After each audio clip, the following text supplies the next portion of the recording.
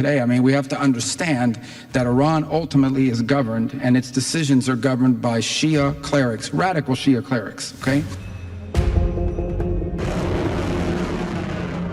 We have a big armada, we have a big fleet heading in that direction. We'll be there pretty soon. So we'll see how that works out. At the same time, as demonstrated during the aggression of 13 June 2025, Iran remains fully prepared.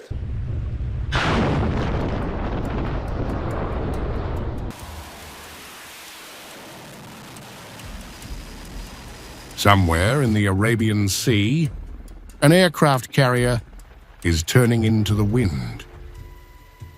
Right now, it is the USS Abraham Lincoln, and just days behind it, crossing the Mediterranean, comes the USS Gerald R. Ford, the most advanced warship ever built. 2 nuclear-powered aircraft carriers, 120 combat aircraft, 50,000 troops.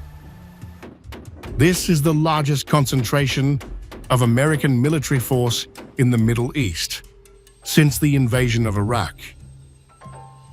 And almost no one is talking about what exactly has been assembled and why.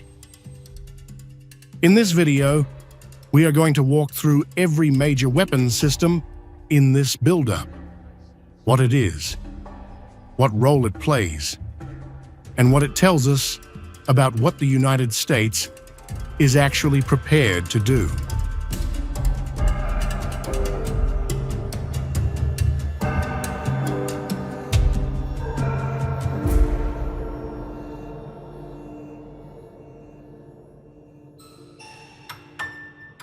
Thank you, Mr. Secretary. Thanks for recognizing all of our folks out there doing our nation's work, and nice to see everybody on this early Sunday morning. Last night, on the President's orders, U.S. Central Command, under the command of General Eric Kurilla, executed Operation Midnight Hammer, a deliberate... To understand what's in the region, you first need to understand what didn't work. In June 2025, the United States launched Operation Midnight Hammer. 7 B-2 Spirit stealth bombers flew to Iran and dropped 14 of the largest conventional bombs in existence on 3 nuclear facilities: Fordow, Natanz, and Isfahan. The strike was a tactical success. Damage assessments described the destruction as extremely severe. And it wasn't enough. Because Iran's most critical nuclear facility at Fordow sits under 80 to 100 meters of solid granite rock. And the moment the bombs stopped falling, Iran began sealing tunnel entrances and hiding production equipment from satellite observation. The clock restarted. And by early 2026, the intelligence picture had shifted enough that the Trump administration made a decision. This time, they would not send a surgical strike team. They would assemble an armada.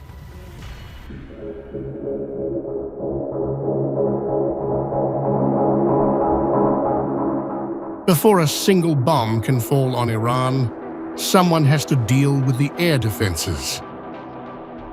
Iran operates what's called an integrated air defense system, a layered network of radars, surface-to-air missiles, and interceptor aircraft designed to detect and destroy anything flying toward its territory.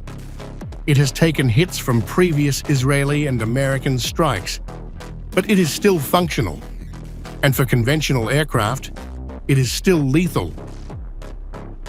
So the first aircraft into any conflict with Iran wouldn't be bombers.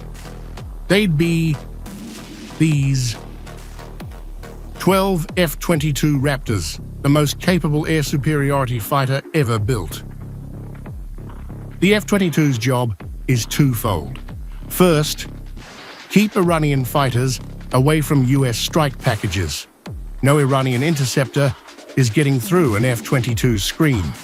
The aircraft simply isn't in Iran's inventory that can challenge it. Second, act as a flying intelligence hub. The Raptor's sensor suite maps the entire battle space in real time and shares that picture with every other platform in theater. It doesn't just fight. It thinks for the whole force. Now, 30 F-35As, and these have a very specific job with a very specific name. Wild weasels. It's an old term dating back to Vietnam for pilots whose mission was to hunt and destroy enemy radar systems. You fly toward the radar, you let it lock onto you, and then you kill it before it kills you. The F-35A does this with a modern twist. Its sensor fusion capability processes data from multiple onboard systems simultaneously, allowing the pilot to identify a mobile Iranian radar site in the window between when it switches on and when it moves. Because Iran's missile batteries use what's called shoot and scoot. They fire, then immediately reposition before they can be targeted. The F-35A is fast enough, stealthy enough, and smart enough to beat that clock. And then there's the F-35C, the carrier-based variant operating from the Abraham Lincoln. Same capability, different launch point, which matters enormously because it means Iran has to defend against aircraft coming from two completely different directions at once.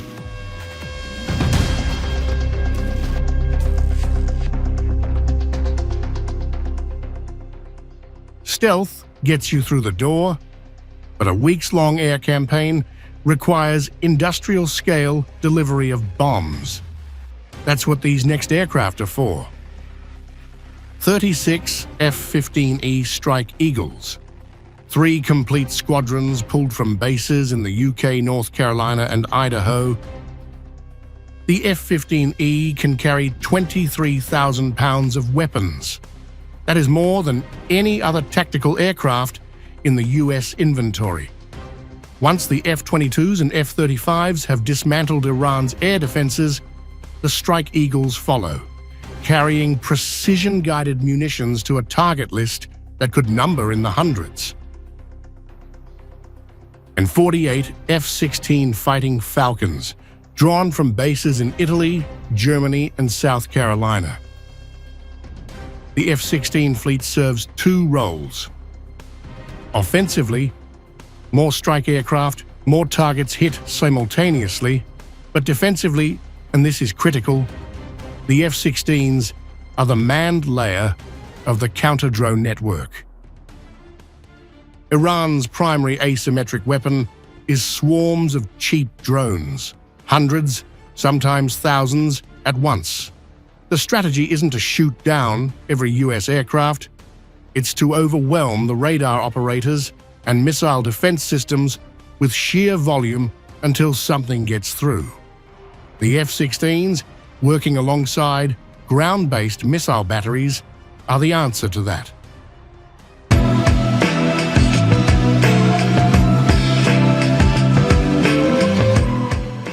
Modern air warfare is fought on 2 levels simultaneously: the kinetic, bombs and missiles, and the electronic, the invisible contest over who controls the electromagnetic spectrum. 12 EA-18G Growlers are in theater. Their mission: blind Iran's radar systems, not destroy them, blind them. Flood the electromagnetic spectrum with jamming signals so that Iranian radar operators see noise instead of aircraft. The Growler works in tandem with the F-35A Wild Weasels. The Growler degrades the picture. The F-35A physically destroys the emitter. Together, they don't just defeat Iran's air defenses, they erase them. Then there's the E-3 Sentry. 6 of them, representing roughly 40% of America's entire operational AWACS fleet. The E-3 is the Air Battle Manager. That rotating dome on top of the aircraft contains a radar that can track anything flying across hundreds of miles. Every aircraft in theater talks through it. Every threat gets logged in it. It is the brain of the air operation. The problem, and this is worth knowing, is that the E-3 fleet is old. Aging airframes, engines that are no longer in production, and a mission-capable rate of under 56%. Committing 40% of what's left to this one theater means if something goes wrong in the Pacific, the US has almost nothing left to send. And for E-11A, BACN aircraft, Battlefield Airborne Communications Node, this one is almost never discussed in public reporting, but it may be among the most important assets in the buildup. Here's the problem it solves. Fifth-generation aircraft like the F-22 and F-35 use different, more secure data links than older F-15s and F-16s. Without a bridge between them, they cannot share a common picture of the battle space. They'd be flying the same skies and effectively blind to each other. The E-11A is that bridge. It translates between systems in real time, allowing every aircraft, regardless of generation, to see the same threat, picture and coordinate as a single force. 4 of them at one base is unprecedented.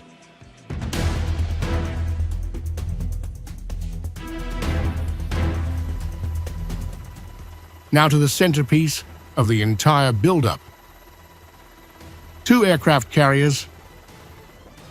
The USS Abraham Lincoln has been on station in the Arabian Sea since late January. In early February, it shot down an Iranian Shahed drone that approached the carrier group.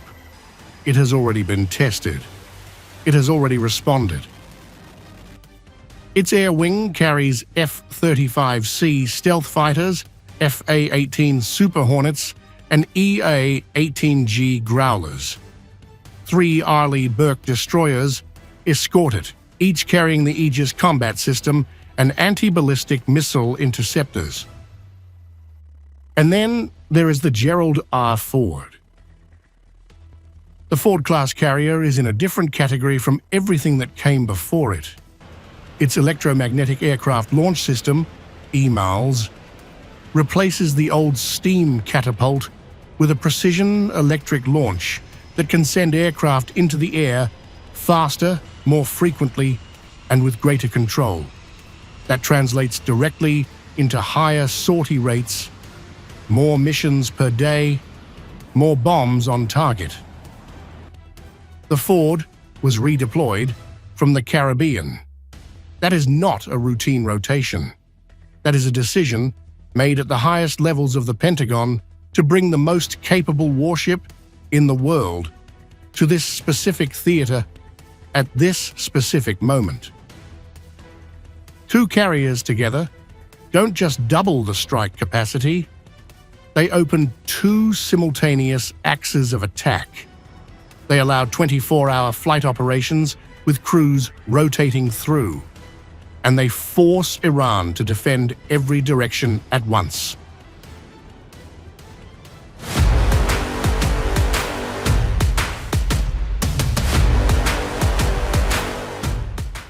Everything we've discussed so far, the stealth aircraft, the strike fighters, the carriers, all of it serves one central strategic purpose.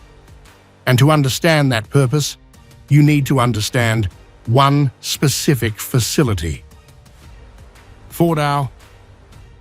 Iran's most protected nuclear enrichment site sits inside a mountain, under 80 to 100 meters of solid granite rock. That depth was chosen deliberately. It was engineered to survive conventional bombardment. Standard precision-guided bombs cannot reach it. The rock absorbs the energy before the explosion gets anywhere near the machinery inside. There is exactly one conventional weapon in the world capable of destroying Fordo.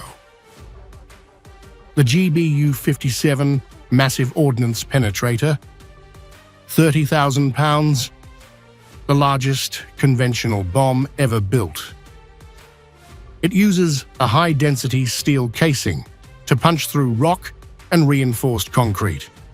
GPS guidance keeps it on course, and its fuse doesn't detonate on impact. It counts floors. It measures material density as it drives downward. It waits until it has reached optimal depth inside the target structure, and only then detonates. 14 of these were dropped in Operation Midnight Hammer. There is only one aircraft that can carry it, the B-2 Spirit stealth bomber. And Diego Garcia, the British territory in the Indian Ocean, 2,000 miles from Iran, has been listed as a potential B-2 staging base in this buildup. The pieces are in place again.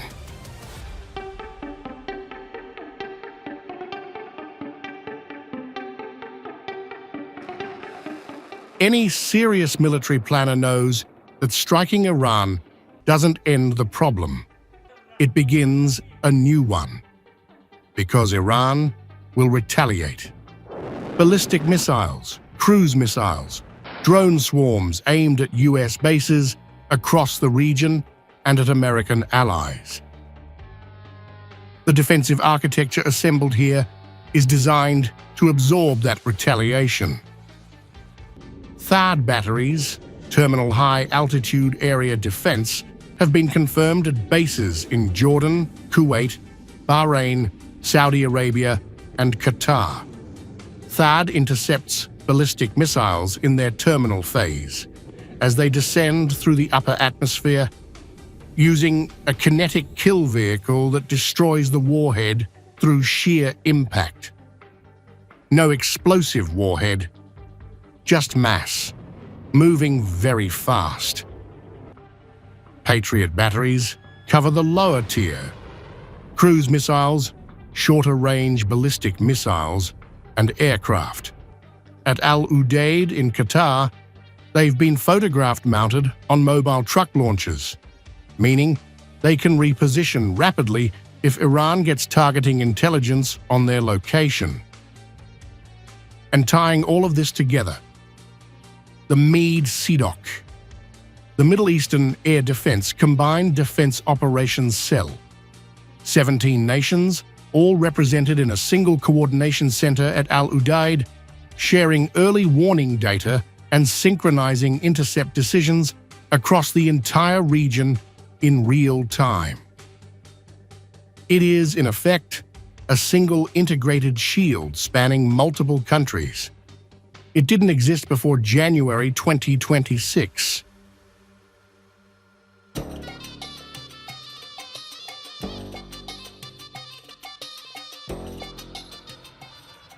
Now, and this matters, what does Iran do in response? Iran cannot win a conventional air war with the United States. It knows that. Its strategy is not to beat the US military, it's to make the cost of using that military unbearable. The IRGC has a doctrine called smart control of the Strait of Hormuz. It uses AI-driven swarms of drones to create thousands of simultaneous radar returns. The goal is what military analysts call cognitive saturation. Not to destroy US ships, but to overwhelm the human operators behind the screens until the decision loop breaks down. Then there is the energy weapon. The Strait of Hormuz carries 21 million barrels of oil every single day. A sustained Iranian disruption to that flow could push Brent crude toward $100, even $150 per barrel. The global economic consequences would be felt in every country on Earth. And then there is the factor that makes every military planner in Washington lose sleep. Russia and China. Both nations are currently conducting joint naval drills with Iran in the Strait of Hormuz, a Chinese destroyer, a Russian corvette, operating in the same waters as Iranian assets. Their presence is not accidental. It is a message. Any US strike that results in Russian or Chinese casualties, even collateral, even marginal, becomes something else entirely. The targeting logic for every mission has to account for where those ships are.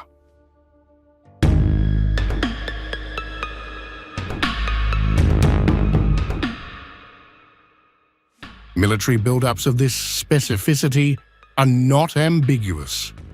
When you read the list of what has been assembled, not just what's there, but what role each system plays, you can read the operational plan underneath it.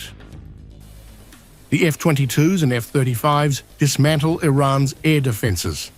The F-15Es and F-16s sustain the bombardment once that's done.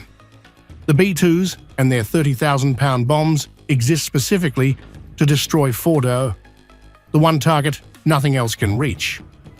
The dual-carrier groups provide persistence, redundancy, and the ability to attack from multiple directions simultaneously.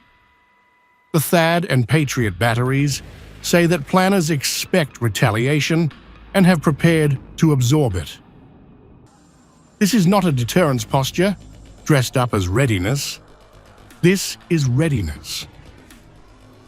Whether it becomes action depends on diplomatic talks currently underway in Geneva.